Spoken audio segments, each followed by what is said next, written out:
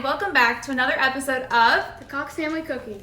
I'm Stephanie. And I'm Olivia. And today we're going to make for you our pesto chicken quinoa bowls. So we kind of made up this recipe based on one of the entrees at one of our favorite restaurants, which is First Watch. So First Watch, we love it. We can't go to it right now. So we actually, maybe a couple months ago, made up how we could kind of replicate that recipe. We're going to walk you through it today. So we're going to start with quinoa. So for us, there's 4 people in our family, and we're going to use 3 cups of quinoa and then 6 cups of chicken broth. And you're just going to cook that like you normally would cook quinoa.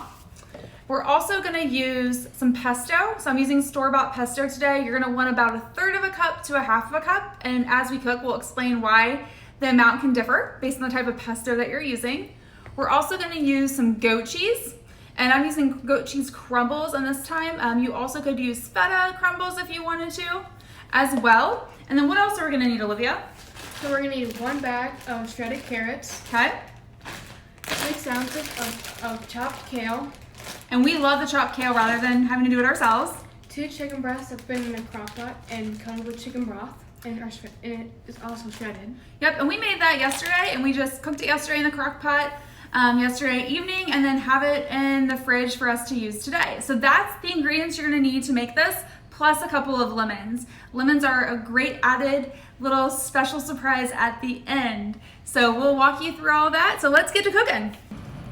So in my saucepan, I have 4 cups of chicken broth. And I'm going to pour 2 more cups of chicken broth.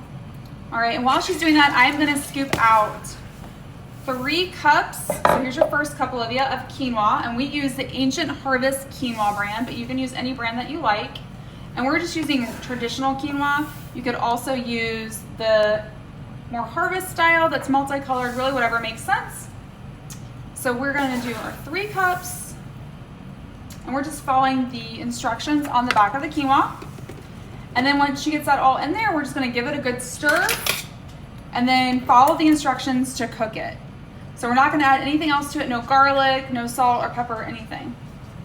So once it comes up to a boil, we're going to put the lid on and let it simmer, usually for about 15 to 20 minutes, depending on how much quinoa you're cooking. All right, so now our quinoa is boiling. We're going to go ahead and turn that on low to medium heat for about 15 minutes. So I'm going to go ahead and get the timer set for that. And you want to just make sure it's fully cooked, and make sure before you do anything else with it, once it's done, that you fluff it with a fork.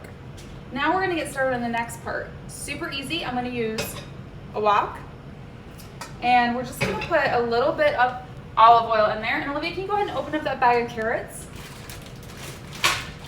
So we're just going to put maybe 1 to 2 tablespoons of olive oil in there. Not a lot, just a little bit to coat the pan. And then inside, we're going to use that place to open it. And we're going to go ahead and put inside here 1 bag of those shredded carrots. And we're going to do that on kind of medium-high heat. And the reason we're starting with the carrots first is because they will take a little bit longer to cook. Let's see if we can get these out. You might just need to rip the bag. Sometimes you just got to rip the bag. Okay. So once these have started to cook, then what we're going to end up doing is adding the kale. So we're just going to give these a good toss. They're going to cook for a few minutes. You want them to soften a little bit before we add in half of that bag of kale. All right. So Olivia, you want to keep stirring for us? So now we're adding 6 ounces of kale. So I'm just going to shake half that bag in there for her. And she's going to cook it, and it's going to wilt down a little bit as she cooks it.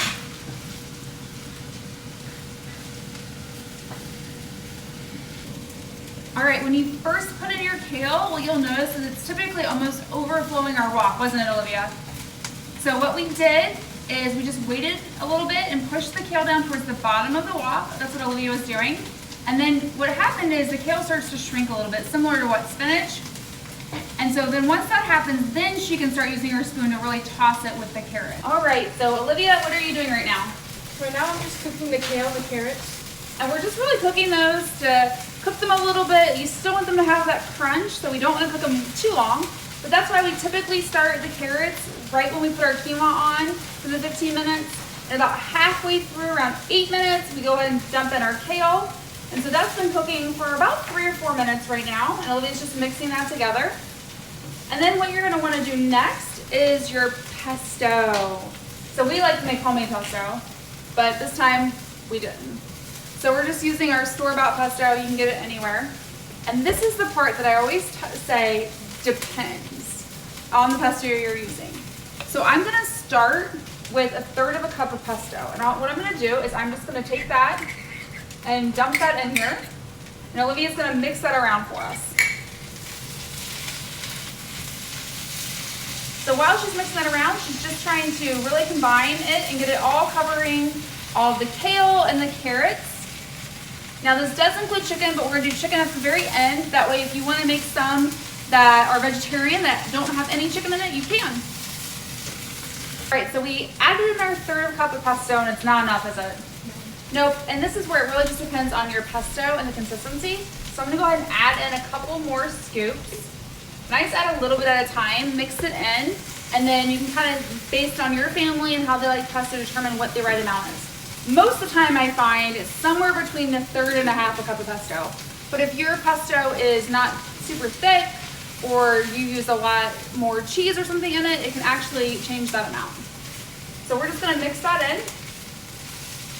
And once it's all mixed in, you're gonna wanna start adding salt and pepper to taste. So this is where I typically get a fork out, add a little bit of salt and pepper, taste it, see if it needs a little bit more pesto, and really work on honing that mixture to be exactly what I want. So we've cooked everything down. The quinoa is almost done, and now we're gonna take our chicken, which is how much chicken breast? Two chicken breasts. That you've just shredded, right? Okay, and now we're gonna switch, instead of using a spoon, we're gonna use some tongs, and we're just gonna toss that and mix it all in, and we're gonna heat that chicken up real fast. So this is really, everything's already cooked. We're just trying to incorporate the chicken and the pesto together, and the carrots and the kale. We're gonna go ahead and let this heat up for a second and just really mix it all together. Now, I also recommend after you add the chicken to go ahead and test it again. You might want to add a little bit more pesto or a little bit more salt and pepper. Okay, so now we're done and it's time to assemble. So in a bowl, we just have some quinoa that we just put in there. I'm going to, on top of that, put in our carrot kale mixture. And this is where if you wanted the chicken, it would have the chicken in there as well. So we're gonna get that on top. The next thing we're gonna do is take our goat cheese crumbles, and you can also use what kind of cheese? You can use feta cheese also. Yeah, so whatever you really have. We're just gonna sprinkle a little bit on that, depending on how much you like goat cheese. I like goat cheese, so that's a lot. And then what's the last secret ingredient? And then the last secret ingredient is a squeeze of a lemon. Yeah, so you basically take a lemon, we usually cut them in half, and every bowl typically needs 2 lemon slices, and then you can squeeze it over it to help do what? Give it flavor. Give it flavor and helps brighten it up. So if you're not a big fan of lemon, just try half a slice, but it's really great. And that's how you make our pesto chicken quinoa bowls. So we hope you enjoyed this episode of The Cox Family Cooking. I'm Stephanie. And I'm Olivia. And we'll see you next time.